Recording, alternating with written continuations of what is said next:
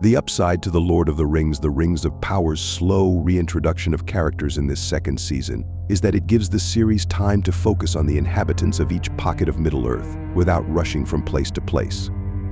The downside is that after 3 episodes, we suddenly have to brush up on the intricacies of Numenoran politics and the various players who factor in, to one degree or another, the struggle to control the Island Kingdom's future, which, in the long run, is not a bright one. These include everyone from the recently blinded Queen Regent Miriel to Beric, the beautiful horse left untamable after the apparent death of his master Isildur, who was last seen running wild across Middle-earth. That's where we find him as the episode opens. But Beric's journey is apparently not one driven by mournful rambling. Instead, he seems to sense that Isildur is still alive, which we already could assume given that he has an important role to play in the story's future. His search is a dangerous one, bringing him into contact with both hungry orcs, who prove to be not much of a problem, and the giant, no less hungry spider who stashed Isildur away for a snack, a more formidable, but not inescapable, adversary. Isildur's capture and escape take place on the Middle-earth mainland, where the Numenorans ventured on what turned out to be an unsuccessful trip to the Southlands. The eruption of Mount Doom had a lot to do with that. That undoubtedly contributes to the mournful feeling that has enveloped Numenor, which is still dealing with the death of King Tar Palantir and the fallout of Mount Doom's eruption, including Miriel's loss of sight. There are other issues too. A dying Tar Palantir let slip to Irian that he had a Palantir, and upon gazing into it, she saw something, though what it was remains unclear. Elendil has to mourn his son's apparent death, while giving good counsel to Miriel and serving as her eyes. That also means keeping an eye on Lord Belzegar Wilkeen, a visitor from the north, who seems to be in league with Pharazôn, an advisor cousin to Miriel who may have his own designs on power. But can anyone sustain the love of the people like Miriel, who can take a slap from a grieving mother and then give her a hug? There are a lot of forces at work, in other words. For the moment, Pharazôn outwardly plays the role of a Miriel booster, helping her to pick out a coronation gown. But behind her back at a tavern, he entertains the gossip and flattery of Lord Belzegar and his own son Caiman, insulting Miriel's blindness and suggesting that Pharazôn would be a better leader. Pharazôn doesn't object beyond stating he has many supporters but not enough to take the crown, while Irian speaks vaguely of maybe knowing a way to turn many into enough. What did she see? Overhearing this fills Isildur's friend Valandale with anger, which he directs at Caiman through some not-so-vague threats of violence. They don't fight, but it's pretty obvious they will, as Irian goes on about having found something secret, dangerous, and forbidden.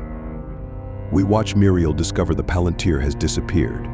There's obviously a lot of unsettled business to attend to once the ale drinking is done. Over in the Southlands, Sari Mordor, a new visitor arrives. He's tough to miss too. Damrod, hill troll of the Yrd Mithrin, killer of stone giants, eater of Dragonbone's towers over Adar and his other orc hosts, and generally behaves as if he could tear off their heads. That he arrives holding the head of an orc helps explain why. Where is Sauron, he asks. But why does he want to know? Meanwhile, a different sort of visit transpires in a region where Celebrimbor plays host to Durin IV and Disa and makes them an offer he'll give the dwarves 7 rings of power that will revive Khazad Dum if they send some mithril his way. It doesn't sound like a bad deal, but Durin IV has some misgivings. Putting it in place will involve talking to Durin I, which he does not want to do. And what's the deal with the smooth talker who calls himself Anatar, who we know to be Sauron, who claims to know Elrond quite well, even though Elrond's never mentioned him before? This Anatar guy claims to know a lot of things. He tells Celebrimbor that Gil-galad doesn't like this give rings to the dwarves plan, which turns out to be exactly the piece of reverse psychology the smith needs to commit fully to the task of ring making. Even if he has to do it without the High King's permission while lying about shutting down his forge, his intentions are good. But there's a saying about good intentions, isn't there?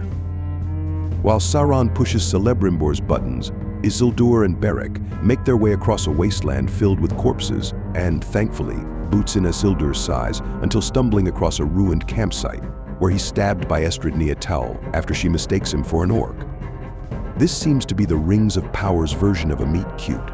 Or it would be were it not for a later scene, but we'll get to that together. They decide to make their way to where they suspect other survivors might be hiding out, Pelargir, an old Numenoran settlement. nestled in what appears to be a peaceful valley.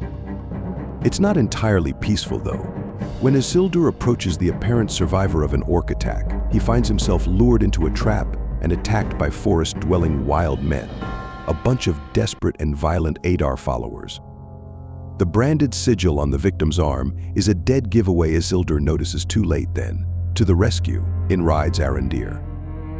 If he looks a little more sullen than usual, there's a reason for that. Bronwyn, the forbidden love of his life, has died, leaving him behind and making an orphan of the young, troubled Theo, the last major character to appear this season. Theo's picked up some of his mother's skills as a healer, but he's not doing well. He's angry and resents Arondir's attempts to be his father figure, telling him, "Everything you were to be is ashes now." He's a little more open to Isildur, however, offering to help him retrieve Beric under the cover of darkness. But first, Isildur spends a little time getting to know Estrid, never mind that she tells him she's waiting for her betrothed. They share sad stories of guilt and lost parents over a campfire while Theo listens in sympathetically.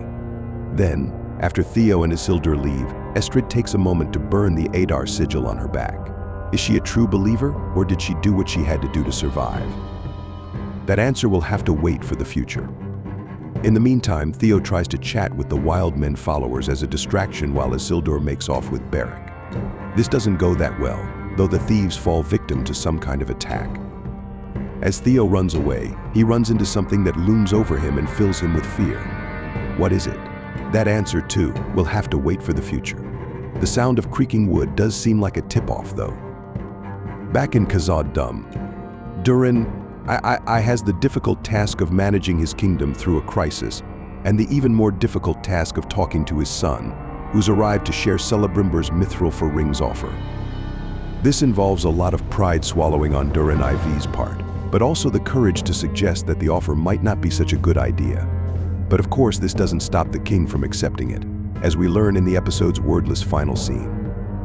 Before we get there, however, we return to Numenor for Miriel's coronation. It does not begin well.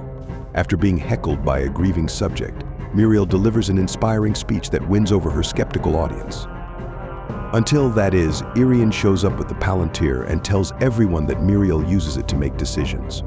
This revelation proves divisive, to put it mildly, prompting Pharazôn to use the moment to cast doubt on Miriel's right to rule. Then, perfectly timed to punctuate the maneuver, he's joined by a giant eagle, whose arrival is taken as a good omen, just as it was when an eagle arrived to honor Tar Palantir's ascent years before.